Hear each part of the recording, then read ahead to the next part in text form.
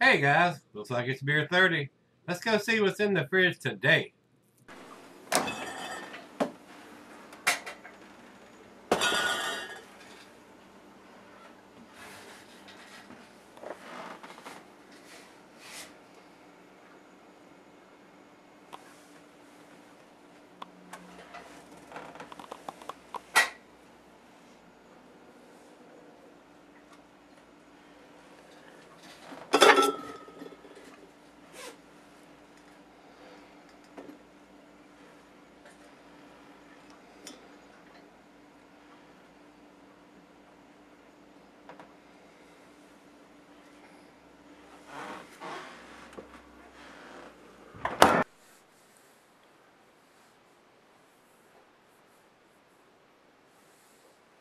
Hey everybody, thanks for stopping by Gregsbeerreviews today. Today beer comes from Floyds Brewing. Guys, I reviewed this beer back in 2015, and my brother Rico sent me another edition of the 2015 version, and this one was done in 2015, and the bottle on date is 08/11/2015. So we're going to re-review the 2015 edition here in 2017 and see how this beer has cellared. I thought it was very impressive back then, and I'm sure it's probably going to still be just as impressive. A lot of these imperial stouts, or it's 8%. I consider it imperial. A lot of guys don't, or a lot of sites don't consider an 8% an imperial. They're just calling it a milk sweet stout on Beer Advocate. They're calling it the same thing on Untapped, and over on Rate Beer they're calling it a sweet stout. So maybe an 8% is not considered an imperial stout. I do. I consider an 8% to the imperial range. Once it gets to the 8 and above, I consider it an imperial. And they're calling it a milk or a sweet stout. So that usually means they've introduced lactose in the brewing process to make it a little sweeter, more of a milk chocolate instead of a bittersweet chocolate taste. So we're going to re-review this. He sent it to me, and it's the same year version that I did back in 2015. So we'll see how well this beer has cellared in the bottle. So we're going to re-review the 2015 here and see how well it's done. Rico, thanks again, my brother. I do appreciate it, sir. Commercial description says Baltic milk stout named after the famous milk drinks from A Clockwork Orange. I've seen that movie 40 years ago, probably, when it first came out. And it didn't make any sense to me then. I was just a young pup.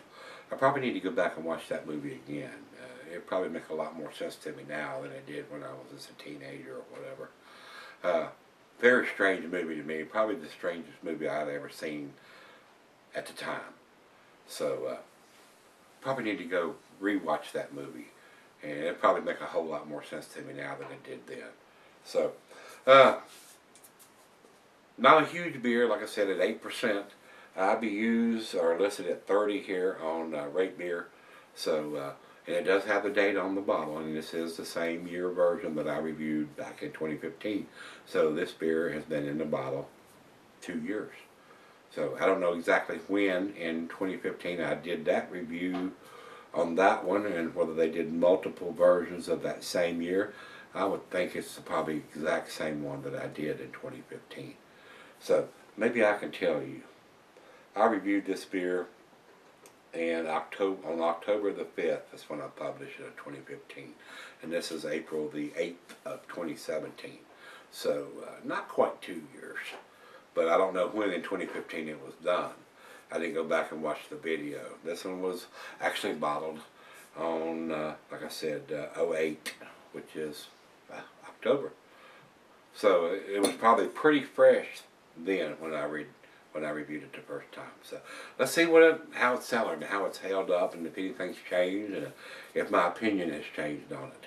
So back over, and for commercial description, I gave you that. So yeah, let's get it open. Let's pop it up. Final beer of the evening for me. Big hiss on it. It's not rushing out of the bottle, which is a good thing to me. Food preference, guys, it says general chocolate dessert. Let's go down the center on this. Glassware, pint, Becker, Nonic, tumbler, mug, Stein, Sidell. And here it says can be cellared for a long period of time. I don't think they've introduced any coffee or anything like that. It's going to fade. So we shall see. We shall see. Here it says not recommended for extended cellaring unless the ABV extends average range. 8%, that's probably going to keep for a while. I would think it would keep for at least 5 years or longer at 8%. There's no coffee introduced into it. About a finger of head on that, khaki colored head. Over to the light. No, it's pitch black, guys. I'm not getting any light through it, not even through the thin part down here. To the nose we go. Rich roasted malt, a hint of some sweetness from the lactose being used. Smells like a sweet stout.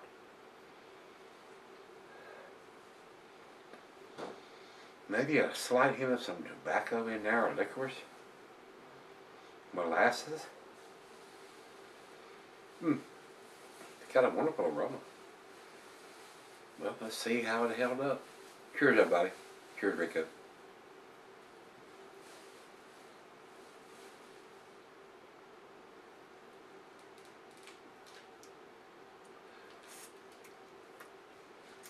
Very nice, very pleasant. I don't think I would say outstanding right now, but it's right out of the fridge at 40 degrees.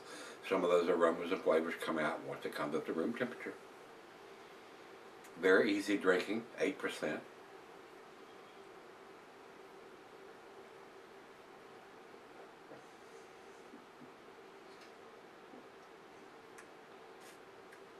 Very nice. Very, very nice. A very nice, easy drinking, lower ABV, even though it's 8%. It's not a 12 or a 15%. Very easy drinking.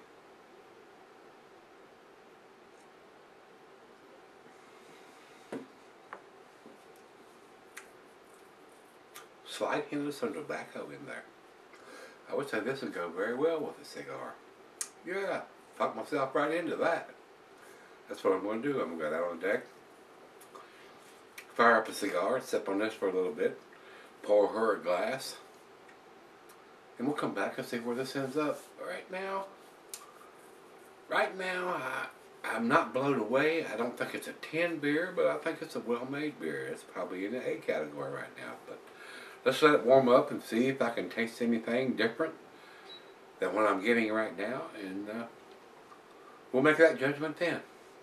Yeah, I'll be back. Alright guys, I'm back. Been sitting on about 20 minutes. Very tasty. It's cellared very well in this bottle. Don't know if I would want to cellar it more than about 5 years, but it's 8%. You may be able to keep this for at least 10 years. This beer is very impressive, even though it's been in the bottle since 2015. And here we are in 2017. It's just as tasty as it was then. Date on the bottle.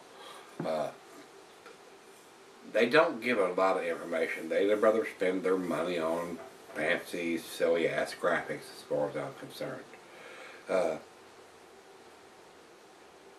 It doesn't even tell me what the ABV is on the bottle. It doesn't say what the IBUs are on there. It tells you to visit their website. You shouldn't have to do that to find out more information about the beer. So we don't have any ABV written on the bottle. It does have the date, I will say that. And this one, like I told you, was 08/11/2015. But they don't tell you what the ABV is or the IBUs or anything like that on the bottle. They'd rather spend their money on some silly ass graphics, which I'm not a big fan of. Give us the information on the bottle. Not a fan of the information we're getting on the label. But they may have changed that. This is a 2015 edition. And whether they've done a 2016 or getting ready to do a 2017 or have done a 2017 edition, this is a 2015 edition. And it does have the date on the bottle. But not a whole lot of other information that I consider useful to me or us as craft beer drinkers and buyers. So you shouldn't have to go to the website to find out any more information. Print it on the label. That's the way that's just me though, guys. That's just me. Very tasty. I find it just as tasty as it was then. I didn't go back and watch the video when I did it then, because I'm going to grade it on what I think it is now. Rich roasted malt. I mean, right off the bat, I'm getting a rich roasted malt. Nice sweetness on the back end from the lactose. More of a sweet stout, milk stout, lactose stout than it is a bittersweet chocolate stout.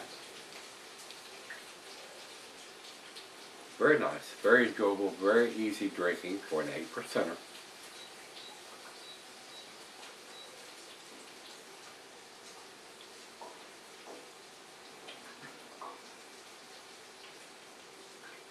Nice caramel, toffee notes, maybe a hint of some molasses in there. I am getting a little bit of tobacco in there. Went very well with the cigar I was smoking. Very tasty. Final chug.